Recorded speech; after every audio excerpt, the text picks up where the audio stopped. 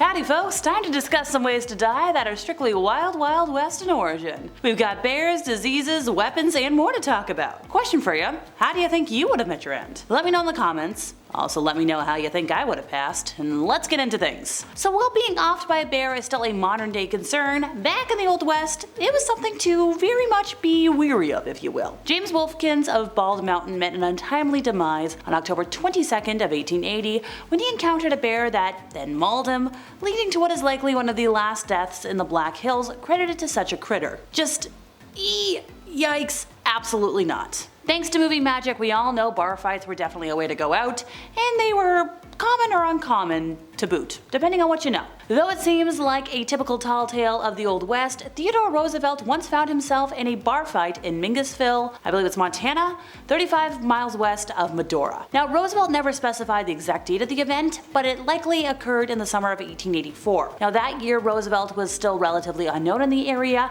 and grieving the loss of his wife and mother earlier that year. He'd been riding for his own enjoyment through the Badlands and the prairies of Western Dakota Territory and Eastern Montana Territory for many days when he arrived at the Nolan's Hotel in Mingus. There he encountered a bully who, like others who did not know who Roosevelt was, teased him about his glasses. Roosevelt described the incident in his own words in his autobiography. It was late in the evening when I reached the place. I heard one or two explosions in the barroom as I came up, and I disliked going in. But there was nowhere else to go, and it was a cold night. Inside the room there were several men, who, including the bartender, were wearing the kind of smile worn by men who are making believe to like what they don't like. A shabby individual in a broad hat with a cocked firearm in each hand was walking up and down the floor talking with profanity. He had evidently been firing at the clock, which had 2 or 3 holes in its face. And as soon as he saw me, he hailed me as Four Eyes, in reference to my spectacles, and said, "Four Eyes is gonna treat." I joined in on the laugh and got behind the stove and sat down, thinking to escape notice. He followed me, however, and though I tried to pass it off as a jest, this merely made him more offensive, and he stood leaning over me, a firearm in each hand, using very foul language. In response to his reiterated command that I should set up the drinks, I said, "Well, if I've got to, I've got to," and rose, looking past him. As I rose, I struck quick and hard with my right, just to one side of the point of his jaw, hitting with my left as I straightened out,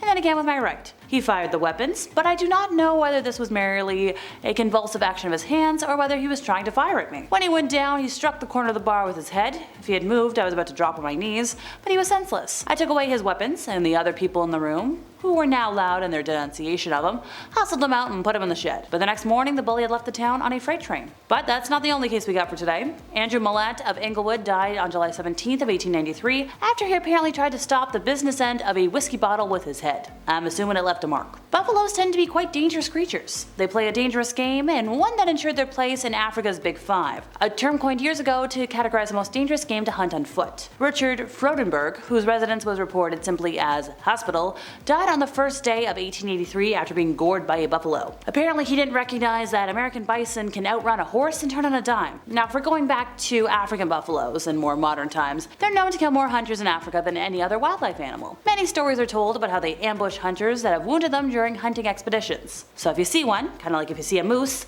go the other way. So while they're common in Western films, quick draw duels were kind of an unlikely way to go in the Wild West, but they still happened. The truth is that duels like the one in the movies, 2 men on a dusty road, a count off, a trigger pull from the hip, they didn't happen all that often. More often than not, they were quick, clumsy affairs that took place while most men were running for cover. What's more, they were rarely the result of a challenge in a sober arrangement. They were normally just drunken ordeals, the result of boredom and booze than any sense of honor. But if you were a member of the Earp family, you would have stood shoulder to shoulder with your brother Wyatt as he got you involved in one of the most infamous incidents in the history of the West. So these boys ran the town of Tombstone, and it was inevitable that they would eventually run into trouble with the Clanton McLaury crew, a group of wrestlers who lived just outside of town. Tensions reached a breaking point at the OK Corral on October 26 of 1881. The two factions encountered each other in a vacant lot behind the corral when the standoff began. Now while it's unclear who pulled the first trigger, 3 men perished in about 30 seconds. The surviving members of the crew hightailed it for the hills. We got another story though. Henry Tuttle of Spearfish reportedly did not make friends easily, but he could attract a crowd. Yeah, he passed away because he went the rope necklace way from a mob. Now the transgression for why he wore the rope? We don't know. but angry mobs were a thing. Sometimes frontier doctors simply couldn't identify a cause of death, leading them to list the official cause as consumption, gout, or dropsy. So nowadays consumption is more commonly associated with tuberculosis. Gout is more arthritis, and dropsy is like edema or like a lot of swelling, retaining water. Yikes. So ergo, 2 out of 3 aren't super lethal anymore, and they're pretty obvious to spot. But back then it was like, I don't know what this is. Pick a number. In the case of George Houston of Central City, who died on September 5th of 1883, a mystified medicine man threw up his hands and admitted on the death decree, "God knows," which tends to be a statement I know doctors still make to this day when it comes to trying to figure out weird ailments. It's like, yep, your guess is as good as mine. Alright, ever play Oregon Trail on the computer? Yeah, that's about to come in handy. So immigrants feared death from a variety of causes along the trail. Lack of food or water, indigenous attacks, accidents, rattlesnake bites, just to name a few. However, the #1 killer by a wide margin was disease. The most dangerous diseases were those spread by poor sanitary conditions and personal contact. Death from diseases usually came quickly and painfully. It is estimated that 6 to 10% of all folks that were on the trails succumbed to some form of illness. So maybe a set out from, I don't know, Independence in May of 1873 with a wagon full of supplies and your small family following this trail. But when you hit Fort Laramie, however, you started developing a nasty cough. Now while dysentery and diphtheria were present throughout the West, cholera was the real threat. There was little sanitation to speak of, and this spread unchecked through contaminated food and water. Now the first warning sign was painless but severe diarrhea, followed by dehydration and ultimately kidney failure. Wagon trains and settlements dreaded those outbreaks, because they were capable of wiping out half of the numbers of populations, if left unchecked. Now while some doctors did understand the causes of these diseases, they were few and far between. Consequently, the most common form of containment was quarantine, which meant the infected were left to fend for themselves, often succumbing to kidney failure on dusty trails. Of the estimated 350,000 folks who started the journey, disease may have claimed as many as 30,000 victims.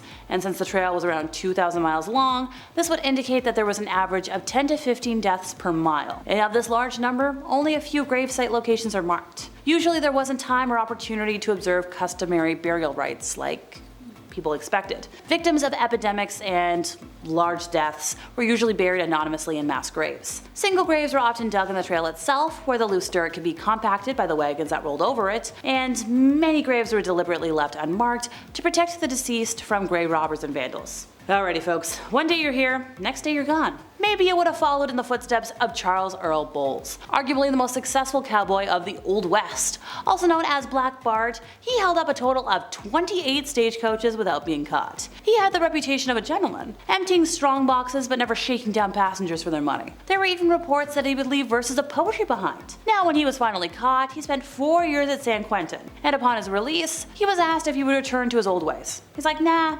I'm done, I'm good. Well, he was as good as his word. After his release, he emptied out his hotel room and simply disappeared into the West, vanishing into myth. Poof!